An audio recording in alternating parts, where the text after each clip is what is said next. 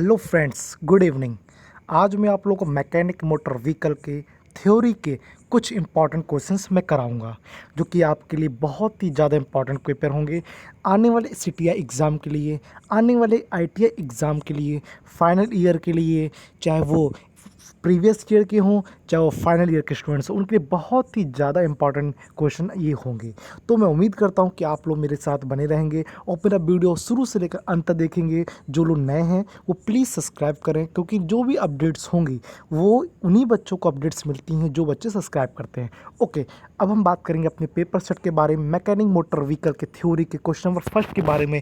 जैसा कि आप लोग स्क्रीन पर देख पा रहे हैं कि ये जो क्वेश्चन फर्स्ट रहा वो क्या है, एक स्क्रू जैक का उपयोग कहाँ किया जाता है, यानी कि वहाँ किया जाता है जहाँ हमें आवश्यकता होती है। तो ये ऑप्शन आपके सामने है, आपको को राइट आंसर देना है। तो देख पा रहे हो स्क्रीन पर बच्चों राइट आंसर देना शुरू भी कर दिया है। तो मैं उम्मीद करूँगा कि बच्चे लोग सही आंसर दे लें। और मैं एक बात और बता दूँ कि जो मैकेनिक मोटर व्हीकल जो ट्रेड है वो डीजल मैकेनिक से भी जुड़ी हुई होती है। वो क्या होती है, ट्रैक्टर मैकेनिक से भी जुड़ी होती है, टू व्हीलर और फोर व्हीलर से भी जुड़ी हुई होती है, और मैकेनिक मेंटेनेंस से भी जुड़ी होती है। यानी कि मैकेनिक मोटर व्हीकल बहुत ही ट्रेड का एक कॉम्बिनेशन है। सो प्लीज़ जितने भी ऑटोमोटिव रिपेयरिंग के जितने भी बच्चे स्टूडेंट्स हैं वो इन वीडियोस को देखकर फ़ायदा उठा सकते हैं और कई सारे क्वेश्चन वो पढ़ सकते हैं। क्वेश्चन फर्स्ट का जो राइट आंसर मैं बता दूं आप लोगों को, क्या होगा कि एक स्क्रू जैक का उपयोग वहाँ किया जाता है जहाँ हमें आवश्यकता होती है। ए और बी दोनों कौन होंगे, जहाँ पर घूर्णन गति की आवश्यकता होती है और हमें रेखीय गति की आवश्यकता होती है, वहाँ पर हम स्क्रू जैक का उपयोग करते हैं। क्वेश्चन नंबर सेकंड, इलेक्ट्रिकल उपकरणों में लगने वाली आग किस श्रेणी की होती है। इलेक्ट्रिकल उपकरणों में लगने वाली आग किस श्रेणी की होती है। तो आप लोगों को मुझे आंसर देना पड़ेगा। जैसे मुझे पता है, बच्चे लोग भी जानते हैं कि जो राइट आंसर होगा वो श्रेणी सी होती है। क्या होती है, आग लगने की क्या होती है, श्रेणी सी होती है। ओके, चलिए अब बात करते हैं क्वेश्चन नंबर थर्ड के बारे में। इलेक्ट्रिक चार्ज के प्रवाह की दर का क्या अर्थ होता है। इलेक्ट्रिक चार्ज के प्रवाह की दर का क्या अर्थ होता है। जैसा कि मैं आपको बता दूं कि इसमें चार ऑप्शन दिए गए, electric current, electric potential, electric resistance, इनमें से कोई नहीं। तो जो राइट आंसर है उसका है थर्ड का ए होगा, इलेक्ट्रिक करंट। यानी क्या होगा राइट आंसर इसका, थर्ड का क्या होगा बेटा, थर्ड का ए राइट आंसर होगा कि इलेक्ट्रिक करंट। ओके, चलिए अब बात करते हैं क्वेश्चन फोर के बारे में। बात करते हैं क्वेश्चन में, निम्न में से कौन सा एक प्लास्टिक वेल्डिंग का उदाहरण है।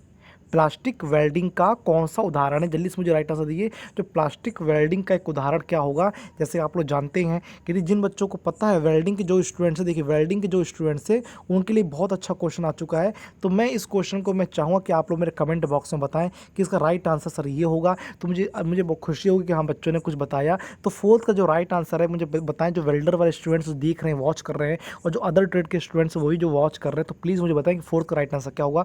यदि किसी को दिक्कत होती तो मैं उसको जरूर आंसर बता दूंगा। क्वेश्चन फिफ्थ के बारे में बात करते हैं। स्टील रूल है, जो स्टील रूल बना होता है उसकी जो देखिए स्टील रूल पता है ना, इस प्रकार से बना होता है। ठीक है, एक इंचेस होती है, यहाँ पर एक इंचेस होती है, यहाँ पर सेंटीमीटर होता है और एमएम होता है। ठीक है, ऐसे लाइन खींची होती है। तो जो स्टील रूल की न्यूनतम रीडिंग एक्यूरेसी कितनी होती है। ठीक है, न्यूनतम रीडिंग एक्यूरेसी कितनी होती है, तो आपको पता है इसका राइट आंसर क्या होगा, डी होगा, 1/64 इंच होता है। Okay, very good. चलिए तो फिफ्थ का राइट आंसर क्या होगा, डी हो जाएगा। क्वेश्चन नंबर सिक्स के बारे में बात करते हैं। वाशर्स सहायता करते हैं, जो कि वाशर लगाए जाते हैं वो किस चीज़ में सहायता करते हैं। जैसे कि बहुत सारे ऑप्शन यहाँ पे दिए जा रहे हैं, चार ऑप्शन दिए जा रहे हैं, बट इसका राइट आंसर क्या होगा बेटा, आपको बता दूं कि बोल्ट पर बल को वितरित करने में, क्या बोल्ट पर बल को वितरित करने के लिए किया जाता है। चलिए इसका राइट आंसर क्या होगा, सी हो गया। चलिए अब बात करते हैं क्वेश्चन नंबर 7 के बारे में बात करते हैं। ऑक्सी एसिटिलीन वेल्डिंग में ऑक्सीजन सिलेंडर का रंग क्या होता है। ऑक्सी एसिटिलीन वेल्डिंग में ऑक्सीजन का रंग क्या होता है, तो आपको पता बेटा काला रंग होता है। तो 7 का राइट आंसर क्या होगा, सी हो जाएगा। चलिए अब बात करते हैं क्वेश्चन नंबर 8 के बारे में। जो भी इंपॉर्टेंट क्वेश्चन है उसके बारे में जरूर डिस्कस करूंगा, और आप वैसे तो आप लोग जानते ही हैं। तो क्वेश्चन नंबर 8 के बारे में बात करते हैं। भारत में घरेलू पावर सप्लाई की आवृत्ति कितनी होती है। जो भारत इंडिया है तो वहाँ पर जो घरेलू पावर सप्लाई की जाती है वो कितनी हो जाती है, तो मुझे बता दीजिए इसका राइट आंसर क्या होगा। ओके, चलिए मैं बता देता हूँ उसका राइट आंसर क्या होगा, 50 हर्ट्स होगा। क्या होगा, 50 हर्ट्स, यानी 8 का राइट आंसर क्या होगा, 50 हर्ट्स होगा। Okay, very good. चलिए अब बात करते हैं क्वेश्चन नंबर 9 की। निम्न में से किस लॉजिक गेट को इन्वर्टर गेट भी कहा जाता है। देखिए इलेक्ट्रॉनिक मैकेनिक का बहुत ही बेहतरीन क्वेश्चन है।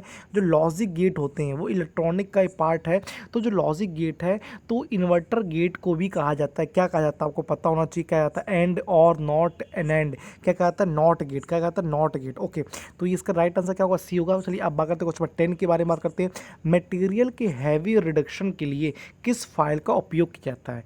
यानी कि क्या है, मटेरियल का हैवी रिडक्शन, यानी कि बहुत सारे मटेरियल को हमें निकालना है तो हमें किस फाइल का यूज़ करेंगे। मुझे पता है कि इसका क्या आंसर आइटम होगा, बास्टर्ड फाइल। जब भी कभी हमें ज़्यादा मटेरियल को रिमूव करना होता है किसी भी मटेरियल, किसी भी पदार्थ से, तो हम बास्टर्ड फाइल का यूज़ करते हैं। आपको पता है क्योंकि ये फिटर का बहुत ही अच्छा टॉपिक है, फिटर का बहुत अच्छा इंस्ट्रूमेंट है, क्योंकि हम लोग इस इंस्ट्रूमेंट को बहुत ज़्यादा यूज़ करते हैं। इंस्ट्रूमेंट लाइक क्या है, ये आपका टूलिंग है, टूल है, ठीक है ना।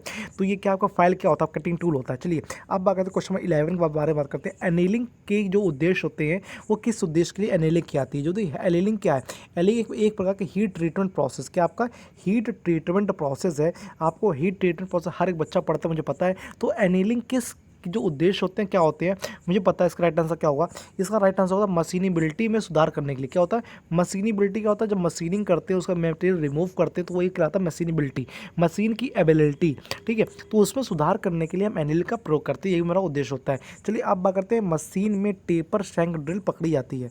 मशीन में टेपर शैंक ड्रिल पकड़ी जाती है किसके द्वारा, चक द्वारा, ड्रिफ्ट द्वारा, स्लीव द्वारा, वॉइस द्वारा। तो उसका राइट आंसर क्या है, स्लीव द्वारा, ठीक है। तो सी का राइट आंसर है। चलिए अब बात करते हैं क्वेश्चन 13 के बारे में बात करते हैं। डीजल इंजन में फ्यूल प्रज्वलित होता है। जो डीजल इंजन है उसमें फ्यूल प्रज्वलित होता है, तो कैसे फ्यूल प्रज्वलित होता है, कंप्रेस्ड वायु की ऊष्मा से। क्या आपको पता है ना कि जो आपका जो डीजल इंजन होता है उसमें सिर्फ एयर जाती है, एयर जाने के बाद एयर को ही हम लोग क्या करते हैं, कंप्रेस करते हैं, ठीक है। जो फ्यूल इंजेक्टर लगा होता है उससे फ्यूल इंजेक्ट किया जाता है, तो सिर्फ कंप्रेस्ड एयर की वायु से हीट होती है, उसी समय क्या करते हैं, फ्यूल को क्या जलाते हैं। चलिए अब बात करते हैं क्वेश्चन नंबर 14 की। IHP, BHP व FHP के बीच संबंध क्या होता है। यानी कि आप indicated horse power, break horse power, ठीक है। तो इन और जो FHP के बीच में क्या संबंध होता है, तो मैं बता दूँ अब बेटा राइट आंसर क्या होगा। IHP इक्वल टू क्या होता है, break horse power BHP plus क्या होगा FHP, ठीक है। तो इसका राइट आंसर सी हो जाएगा। तो ये 14 क्वेश्चन मैंने कराए, बहुत अच्छे थे। और मैं एक बता दूँ, एक बात बता दूँ कि जो मैकेनिक मोटर व्हीकल है, it is a combination of all trades, like a electrical, like a fitter, like a welder, it's also like a electronic mechanic.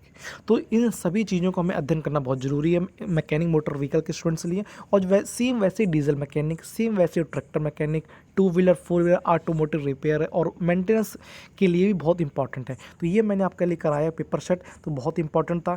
आप लोग इसको पढ़ाइए, लगाइए, और कोई दिक्कत होती है तो मुझे कमेंट बॉक्स में कमेंट करिए। तब तक के लिए जय हिंद, जय भारत।